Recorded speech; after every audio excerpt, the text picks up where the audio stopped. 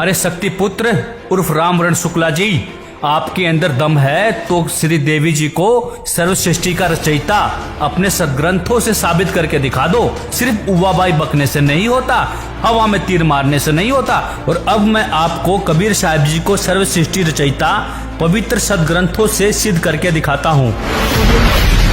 नमस्कार दोस्तों, सच बनाम झूठ प्रोग्राम में आपका स्वागत है। दोस्तों, आज हम आपके सामने एक ऐसे बाबा की सच्चाई से रूबरू करवाएंगे जो सदग्रंथों की ABCD तक नहीं जानता है, जो अपने आप को शक्ति पुत्र कहलवाता है और देवी को सृष्टि रचयिता बताता है और कबीर साहब को एक साधारण संत कहता है, जबकि हमारे पवित्र सदग्रंथों में देवी का रचयिता होने का कहीं भी प्रमाण नहीं मिलता है। आज हम इस बात पर विवेचन करेंगे जिससे हमें सही ज्ञान और पूर्ण परमेश्वर की वास्तविकता का पता लगेगा।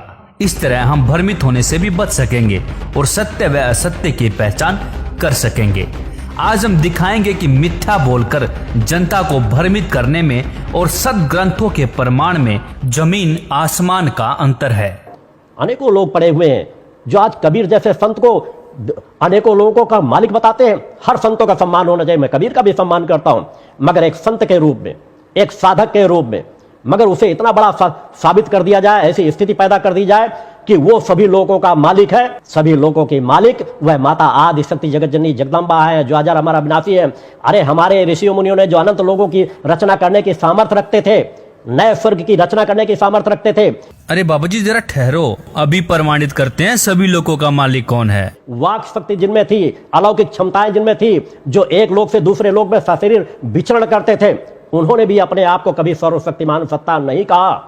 आज कबीर को साबित करने वाले लोग जो जेल में भी पड़े हुए हैं, वहां से भी अपनी धूर्तता को बंद नहीं कर रहे। ये सब परिणाम है इन्हीं चीजों को कि आज भी सही रास्ते को अगर नहीं पकड़ा गया तो समाज इसी तरह, हिंदू समाज को भी जागने की जरूरत है, हिंदू राष्ट्र को भी जागने की जरूरत है। हम हिंदू राष्ट्र की शक्तियों को तभी बढ़ा सकेंगे जब ये ढोंग और पाखंड को भी हम दूर कर सकेंगे। अरे हाँ, रुकिए बाबा जी रुकिए, ढोंग और पाखंड को खत्म करने की ही बात करेंगे हम। और जिस दिन जनता को सच्चाई का पता लग गया ना, उस दिन आपको छुपने के लिए जगह नहीं मिलेगी। इससे पहले बात करते हैं मुद्दे की।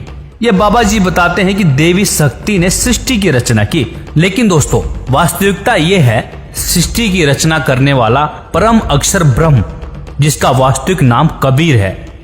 दोस्तों ये बात हम नहीं कह रहे, इसका प्रमाण हमारे सदग्रंथों में लिपिबद्ध है। और जिन जिन संतों व महापुरुषों को कबीर परमेश्वर मिले, उन्होंने भी अपनी वाणियों में ठोक करके गवाही दी है कि कबीर परमेश्वर ही सर्व सृष्टि रचनहार है, कबीर पूर्ण परमात्मा है। यह प्रमाणित हम आगे आपको वीडियो में पवित्र वेदों से करके दिखाएंगे।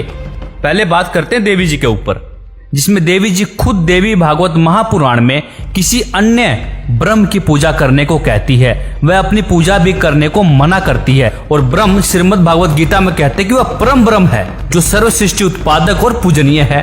तो इस प्रकार देवी जी सर्व सृष्टि रचनहार कैसे हुई, आइए देखते हैं देवी भागवत महापुराण में। ये देखिएगा, श्रीमद् देवी भागवत सचित्र मोटा टाइप, गीता प्रेस गोरखपुर से प्रकाशित, 7वां स्कंद और ये 562 पृष्ठ पे, ये 562 पृष्ठ।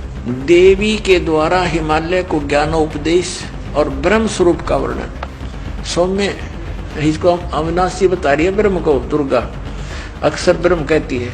उस वेदने योग्य लक्ष्य का तुम वेदन करो, मन लगाकर उसमें तन्मय हो जाओ। सौम्य उपनिषद में कथित महान अस्त्र रूप धनुष को लेकर उपासना द्वारा तीक्ष्ण किया हुआ बाण संधान करो और फिर भावानुगत चित्त के द्वारा उस बाण को खींचकर उस अक्षर रूप ब्रह्म को अक्षर ब्रह्म समझो, ही लक्ष्य बनाकर वेदन करो। उसका मंत्र क्या बता रही है अक्षर ब्रह्म का? ओम।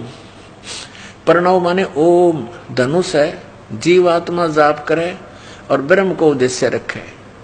आगे देखो, उस एकमात्र परमात्मा को ही जाने, दूसरी सब बातों को छोड़ दे। यहाँ दुर्गा जी ने अपनी साधना को भी रिजेक्ट कर दिया कि केवल उस एक ब्रह्म को ही जाने। यही अमृत रूप परमात्मा के पास पहुंचाने वाला पुल है। अब दुर्गा क्या कह रही है कि केवल एक ब्रह्म की पूजा करो, मेरी पूजा भी छोड़ दो।